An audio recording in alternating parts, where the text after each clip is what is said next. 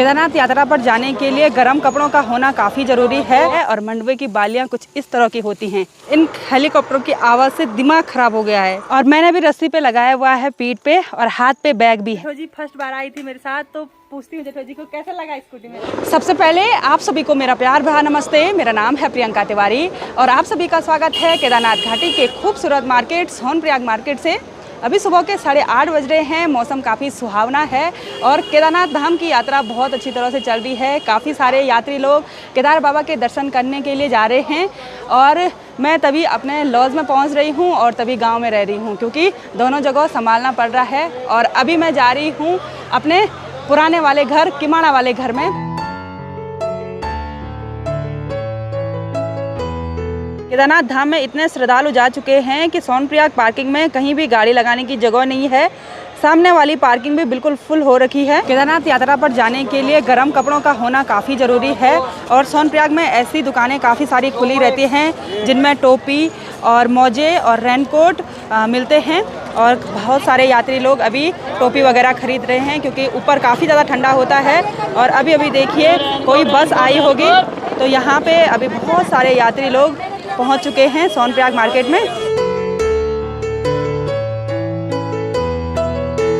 तो मैं किमाड़ा के लिए रास्ता लगने वाली हूं और आज जाऊंगी मैं किमाड़ा अपनी स्कूटी से। आज मैं काफ़ी टाइम के बाद अपनी स्कूटी फिर से चलाऊंगी और इस पे नंबर प्लेट भी लग चुकी है, जो कि मेरा भाई ले गया था रुद्रप्रयाग सर्विस सेंटर में और वहीं से नंबर प्लेट लगवा के लाया था।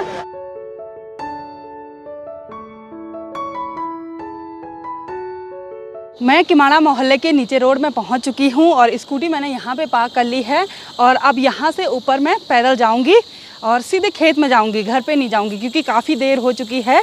और खेत में जाने का टाइम वैसे सुबह सुबह होता है जब धूप नहीं खिली रहती है, लेकिन मुझे इधर उधर दुनिया भर के काम हैं तो लेट हो ही जाती हूँ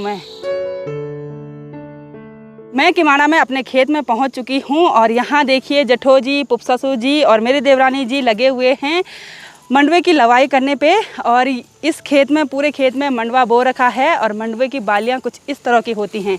ये देखिए, ये वाली, और ये दूसरे प्रकार का मंडवा है और ये दूसरे प्रकार का मंडवा है।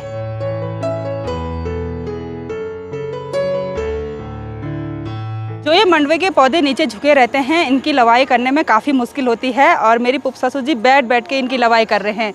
और इधर साइड सभी पौधे खड़े हैं तो यहाँ जेठो जी लगे हुए हैं और वैसे देखिए फ़ोन पे बात कर रहे हैं, फ़ोन बांध रखा है कान पे। मंडवे की लवाई करने के बाद हम मंडवे की बालियों को ऐसे कटों में भर रहे हैं और इनको फिर घर में लेके जाएंगे। और बीज निकालने की प्रोसेस काफ़ी लंबी होती है। तो आजकल पहाड़ों में सिर्फ खेती का काम हो रहा है और हमारे मायके साइड तो लोगों ने धान काट दिया है। जहाँ जहाँ धान होता है वहाँ लोग धान की लवाई करने में लगे हुए हैं।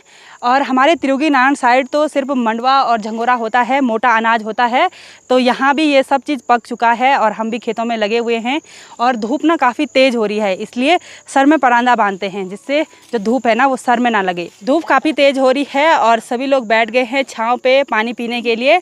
और ये घर के सेब ला रखे हैं, तो थोड़ी देर तक सेब खाएँगे, पानी पिएंगे और फिर काम पर लग जाएंगे। दिन के लगभग 2 बज चुके हैं और धूप भी काफ़ी तेज़ हो रही है। अभी तक हमने लंच नहीं किया है और अभी ना सब थक चुके हैं क्योंकि इतना बड़ा खेत है और अभी काफ़ी बचा हुआ है मंडवे की लवाई करने के लिए। और ऊपर के साइड ना काफ़ी अच्छा मंडवा पका हुआ है। तो अब थोड़ी देर तक और लवाई करेंगे, जितने कट्टे हमने ला रखे थे उन सभी को भरेंगे और उसके बाद लंच करने के लिए घर चलेंगे।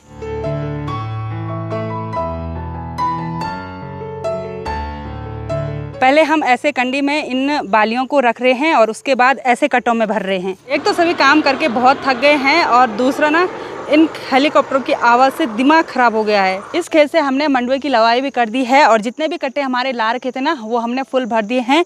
और यहाँ पे जो मलखुनी है ना वो भी हमने फुल भर दी है।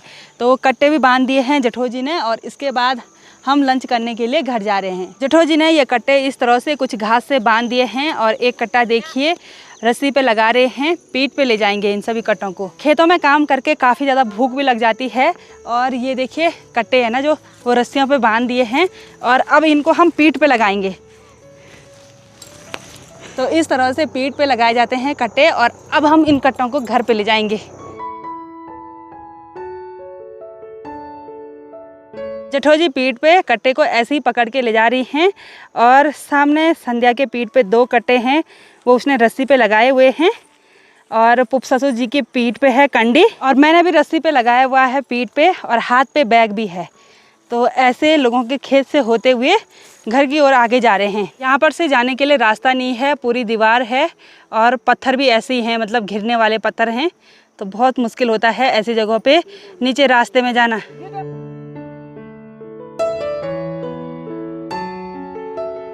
ऐसी जगहों पे आना काफ़ी मुश्किल हो जाता है क्योंकि खेतों में ऐसे रास्ते नहीं बने होते हैं, दूसरे के खेत से और दीवार को फांद के ऐसे मेन रास्ते में आना पड़ता है। हम रास्ते में आए थे और संध्या के पीठ पे जो कट्टे थे ना वो खुल गए हैं और फिर से बांध दिए हैं, अभी फिर से भारी लगानी पड़ेगी।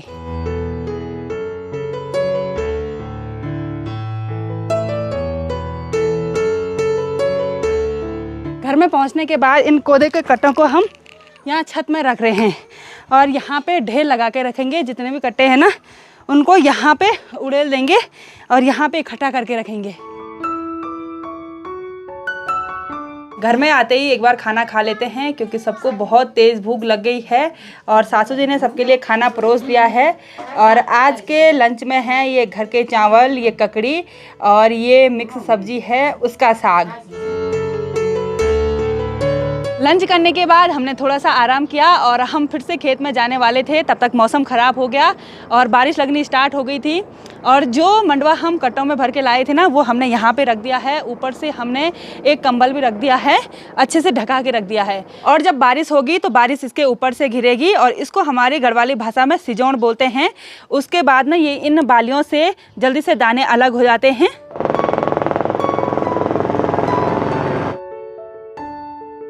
शाम के 5 बज चुके हैं और मेरी और जेठो जी की तैयारी हो गई है वापस त्रियुगी नान वाले घर जाने की, क्योंकि वहाँ पे भी बहुत सारा काम है और यहाँ भी काम है। लेकिन यहाँ पे काम करने के लिए हम दूसरे दिन आ जाएंगे और अभी बारिश भी होने लगी है। सासू जी और पुप ससुर जी थोड़ी देर पहले घर चले गए थे। हम किमाड़ा मोहल्ले के नीचे रोड में पहुँच चुके हैं और हम जाएंगे अपनी स्कूटी से घर और जेठो जी मेरे साथ पहली बार स्कूटी में बैठेंगे, है ना? हाँ, पहली बार। अच्छा, आपने ऐसा सोचा कि कैसे होगा स्कूटी में? अच्छा।